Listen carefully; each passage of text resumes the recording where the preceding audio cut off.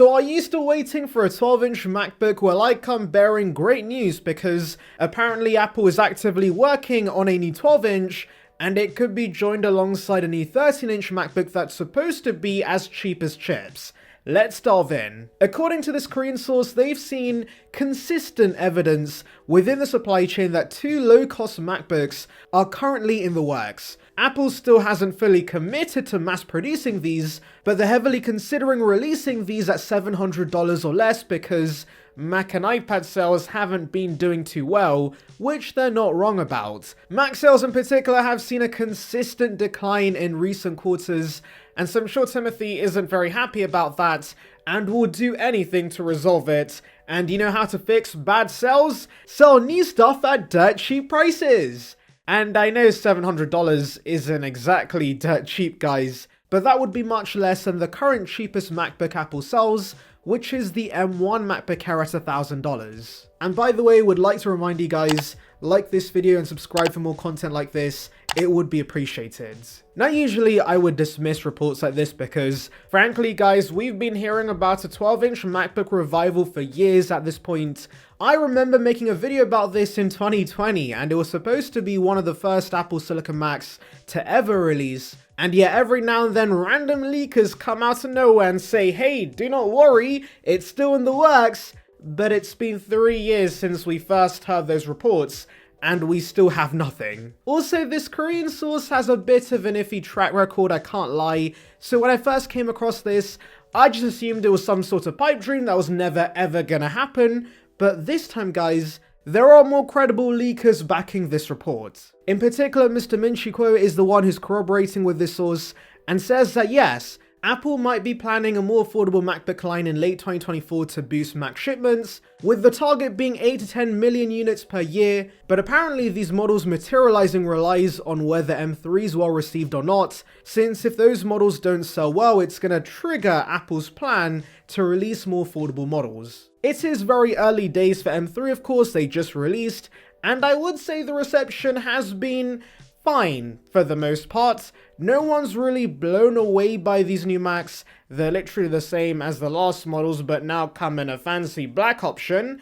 But that's not exactly a bad thing. Yes, M3 is not revolutionary, but it offers the usual spec improvements you would come to expect on a yearly basis. And really, the only thing people are complaining about is 8 gigs of RAM on the base spec M3, but the machines themselves are pretty solid. Of course, these models won't be the best sellers anyway, it's up to the MacBook Air range to pick up the slack. So hopefully the M3 range next year comes with a price cut. Apple should be focused on killing the M1 Air and getting the new design back to $1,000. Yes, the M1 Air is a great product, but it's criminal they're selling that for $1,000 when it retailed for the same price 3 years ago. If it was cheaper, I would be fine with it staying in the range, but they should not be charging $1,000 in 2023 for that machine. For that price, we should really have the new design, and well, considering the M2 Air earlier in the year got a price cut, dropping it to $1,000 in 2024 does make sense. Although I'm still hoping Mac sales continue to get worse because I'm a cheapskate and I want some cheaper MacBooks. Now you may be wondering, is Apple going to be using a new design for these base level models, or are they going to recycle older shells? Well, Digitimes did give us some further details, though as I always say when it comes to reports from Digitimes, take all of it with a humongous grain of salt, because they've been known for many years for being completely wrong. But anyways, they claim that yes, there will be some design changes that helps Apple bring down the price. Now you're probably thinking it's going to be made out of plastic, right? Well, apparently not. These Macs will have the metal shell all MacBooks have today because it helps them stand out and will give them the premium feel you come to expect from Apple, but other components are gonna be made of different materials, which I'm confused about, I can't lie. How exactly could they cheap out on what the internals are made out of? Are they gonna use cardboard for the motherboards? I have no clue. Now here's my take on everything, and by the way guys, I'm no leaker, but I'm probably more accurate than Digitimes at this point. But anyways, I think there is a very good chance we see a cheaper MacBook soon, but it likely won't be the 12-inch. I know that's gonna break many people's hearts. I know the 12-inch MacBook was beloved in the Apple community, but if you think about it, that design was doomed from the get-go. Because Apple wanted the design to be as thin as possible, they introduced something called the Magic Keyboards, which as we all now know absolutely sucked. This also was very underpowered, and also this machine made no sense in the range because it was more expensive than a MacBook Air. Also, if I'm being honest guys, the 12-inch is a bit too small, and that sounds wrong out of context, but anyways, in my opinion, if Apple was to make a new lower-end machine, I think there would only be one size option, and it would be 13 inches. It makes absolutely no sense in my opinion to offer both a 12-inch and a 13-inch base level machine, so considering one of the reasons the MacBook Air is so popular is because of its size, basing a cheaper model around this size also makes sense. And to be honest, knowing Apple and how often they recycle older designs for base level products, I think this new cheaper MacBook's just gonna be a reskinned MacBook Air M1. Remember, for Apple to recycle an older design, it still needs to be in circulation, which the 12-inch isn't.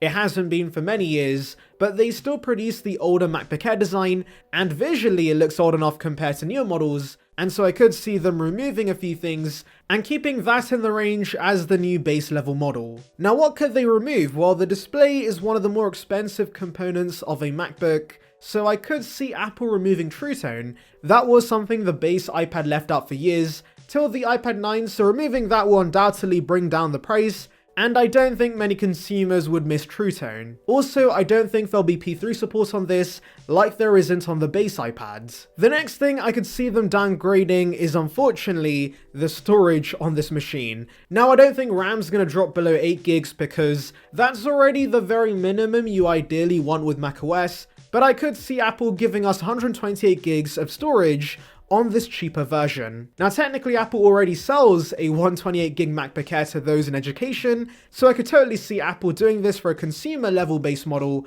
and considering most regular consumers are going to be surfing the web on this, and mostly are going to be using cloud storage, it should be fine. Finally, I could see them dropping Touch ID on this, and also it might only come in one color or space gray and silver at the very most. But yes, basically the concept is you get the bare bones experience and nothing more. Really, Apple's target with this cheaper model are Chromebooks, which are taking over the education space. Apparently iPads have not been doing so well in comparison, and Apple's hoping a cheaper MacBook could fix things and take over the education space. Now if we do see a release in late 2024, this MacBook could technically be an upgrade over the M1 Air because it could get the M2 chipset. We know the next iPad Air will likely get M2, we also know that Apple likely has tons of M2 chipsets lying around because they did not sell many M2 Macs. So giving this regular MacBook the base M2 makes sense. It probably won't get the 10-core GPU, but the bin version is still plenty powerful, especially if it's only going to be $700. So yeah, those are my thoughts guys. Remember, it's just a theory, so I could be completely wrong, but I do think Apple's done with the 12-inch. It won't be returning from the dead. I know Mark Gurman, who's probably the most reliable source on the planet, had previously said we could see a new 12-inch, though even he then later clarified it's no longer on Apple's near-term roadmap, so basically that means even he's unsure if it's actually gonna release. Anyways, let me know your thoughts in the comments, make sure to like and subscribe for more content like this, and thank you for watching.